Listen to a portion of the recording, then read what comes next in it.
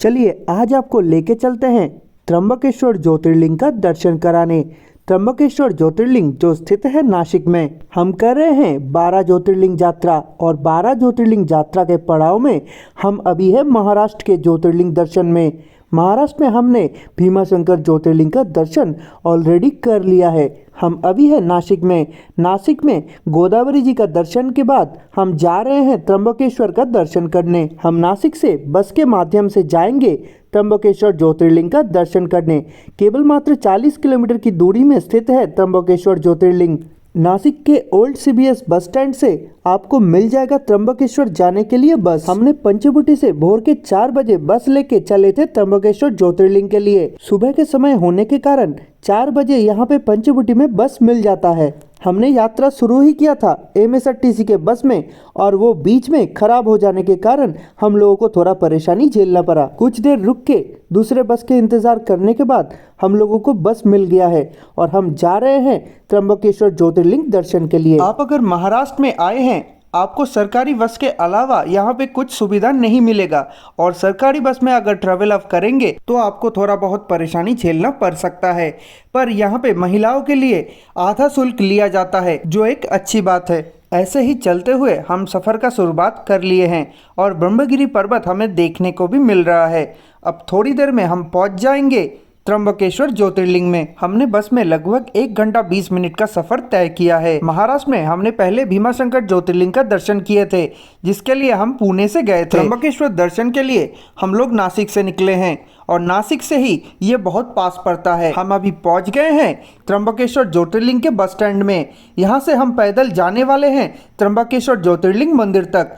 केवल मात्र 500 मीटर आपको चलना पड़ेगा बस स्टैंड से मंदिर तक। हम अभी जा रहे हैं त्र्यंबकेश्वर ज्योतिर्लिंग में भोले बाबा का दर्शन करने। यहाँ पे खाने पीने से लेके रहने तक का सारा सुविधा आपको मिल जाएगा। आप अगर यहाँ पे स्टे करना चाहते हैं, अच्छे होटल यहाँ पे उपलब्ध आपको हो जाएंगे। हम महाराष्ट्र में 3 ज्योतिर्लिंग का दर्शन करने वाले हैं, जो है भीमाशंकर, त्र्यंबकेश्वर और कृष्णेश्वर ज्योतिर्लिंग। पिछले वीडियो में हमने आपको दिखाए हैं भीमाशंकर ज्योतिर्लिंग का नज़ारे। अब आपको देखने मिलेंगे त्र्यंबकेश्वर ज्योतिर्लिंग का नज़ारा। हर वीडियो में हम आपको बताते हैं, हम कभी भी कोई भी मंदिर का दर्शन में निकलते हैं तो अर्ली मॉर्निंग ही निकलते हैं, क्योंकि अर्ली मॉर्निंग बहुत ही भीड़ कम रहता है और दर्शन भी हमें बहुत अच्छे तरीके से हो जाता है। अभी हमारे सामने है त्र्यंबकेश्वर मंदिर और पीछे हम देख रहे हैं ब्रह्मगिरी पर्वत। हम जा रहे हैं मंदिर में दर्शन करने के लिए। यहाँ से मंदिर का एंट्रेंस लगभग 200 मीटर दूरी पर है। यहाँ से लेफ्ट लेके आपको जाना पड़ेगा आगे की तरफ, जहाँ आपको मंदिर का एंट्रेंस मिल जाएगा और एंट्रेंस तक आपको फल प्रसादी का दुकान देखने को मिल जाएगा। हम कर रहे हैं भारतवर्ष के 12 ज्योतिर्लिंग यात्रा।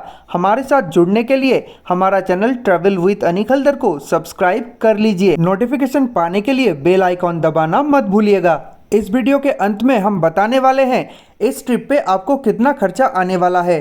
त्र्यंबकेश्वर मंदिर जाने के लिए आपको नासिक में स्टे करना पड़ सकता है। अगर आप नासिक से स्टे लेते हैं तो आपको 1 दिन नासिक में स्टे करके और मंदिर दर्शन करके दूसरे दिन आप आगे बढ़ सकते हैं। इसमें कुल मिला के आपको 2 दिन नासिक में स्टे करना पड़ सकता है। अगर आप नासिक में स्टे कर रहे हैं तो 1 दिन आप नासिक का साइट सीन कर लेंगे और दूसरा दिन आप त्र्यंबकेश्वर ज्योतिर्लिंग करके दोपहर तक लौट आएंगे। त्र्यंबकेश्वर में भी आप स्टे कर सकते हैं। अगर आप नासिक में स्टे करके त्र्यंबकेश्वर ज्योतिर्लिंग और नासिक का दर्शन कर रहे हैं तो आपको 2 दिन में नासिक और त्र्यंबकेश्वर का सारा आइटिनरी कंप्लीट हो जाएगा। हम अभी हैं त्र्यंबकेश्वर मंदिर में। यहाँ आने के बाद हमने सर्वप्रथम किया भोले बाबा का दर्शन। भोले बाबा का दर्शन हमें बहुत ही सुंदर तरीके से हुआ। यहाँ पे भी आपको बहुत ही भव्य तरीके से भोलेनाथ का ज्योतिर्लिंग का दर्शन होता है। दर्शन के बाद आप परिसर घूम सकते हैं। त्र्यंबकेश्वर में जो ज्योतिर्लिंग स्थित है वो थोड़ा अलग है। यहाँ पे ब्रह्मा, विष्णु और महेश्वर तीनों का ही दर्शन होता है। हम जब ज्योतिर्लिंग का दर्शन करते हैं उसमें हमें 3 बिंदुएं दिखाई देते हैं, जो ब्रह्मा, विष्णु और महेश्वर है। इस मंदिर के परिसर से आपको ब्रह्मगिरी पर्वतमाला दिखाई देंगे, जहां से गोदावरी नदी का भी उत्पत्ति हुआ है। आपके पास अगर एक्स्ट्रा समय है तो आप ब्रह्मगिरी पर्वत का भी परिक्रमा कर सकते हैं। त्र्यंबकेश्वर ज्योतिर्लिंग एक ऐसा ज्योतिर्लिंग है जहां पे आपको बहुत ही सुंदर नज़ारा देखने को मिलता है। हम कर रहे हैं 12 ज्योतिर्लिंग यात्रा और हम अभी हैं त्र्यंबकेश्वर ज्योतिर्लिंग में। अभी आपको हम दिखाने वाले हैं त्र्यंबकेश्वर ज्योतिर्लिंग का पूरा परिसर। आपको अंदर जो शिवलिंग देखने को मिलता है, परिसर में भी ऐसा ही एक शिवलिंग स्थापित है जिसका दर्शन हम आपको कराने वाले हैं। अंदर त्र्यंबकेश्वर ज्योतिर्लिंग के रूप पे जो शिवलिंग स्थापित है, यहाँ पे भी वैसा ही सेम एक ज्योतिर्लिंग स्थापित है जिसमें आपको ब्रह्मा, विष्णु और महेश्वर जी का दर्शन हो जाता है। त्र्यंबकेश्वर ज्योतिर्लिंग में दर्शन करने आए दर्शनार्थी इस लिंग को स्पर्श करके जल चढ़ाते हैं। एक समय पे ब्रह्मगिरी पर्वत पे ऋषि गौतम रहते थे और ऋषि गौतम के प्रतिपत्ति से बहुत सारे ऋषि उन पे ईर्ष्या करते थे। ईर्ष्या के बस में आके उन ऋषियों ने गौतम ऋषि के ऊपर गौ हत्या का आरोप लगा दिए। सभी ने कहा प्रायश्चित करने के लिए आपको गंगा नदी को इस धरती में बुलाना पड़ेगा।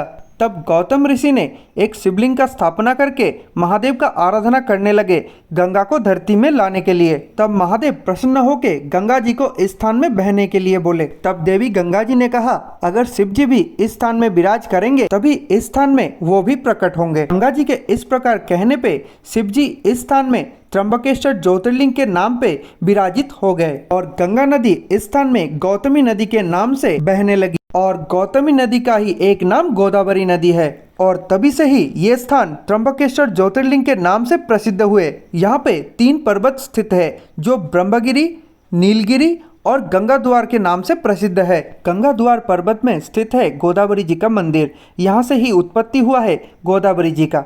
आप अगर त्र्यंबकेश्वर आना चाहते हैं तो नासिक रोड रेलवे स्टेशन तक आप आ सकते हैं अपने सिटी से। वहां से आप CBS बस स्टैंड तक जा सकते हैं ऑटो के माध्यम से।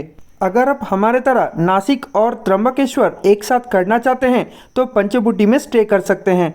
इस टूर का पूरा खर्चे का डिटेल्स आपको स्क्रीन में दिख रहा होगा, जिसमें आपके सिटी से नासिक रोड रेलवे स्टेशन तक आने के लिए जो खर्चा है वो इंक्लूडेड नहीं है। ये जो खर्चा हमने दिखाए हैं ये नासिक और त्र्यंबकेश्वर दोनों का मिला के दिखाए हैं, जिसमें आपका नासिक में होटल का स्टे रहेगा 2 दिन का। नासिक भ्रमण का भी वीडियो मेरे चैनल में आपको मिल जाएगा, तो जल्दी से मेरे चैनल को सब्सक्राइब कर लीजिए। वीडियो अच्छा लगा है तो लाइक कीजिए और हमारे चैनल को सब्सक्राइब भी कर लीजिए।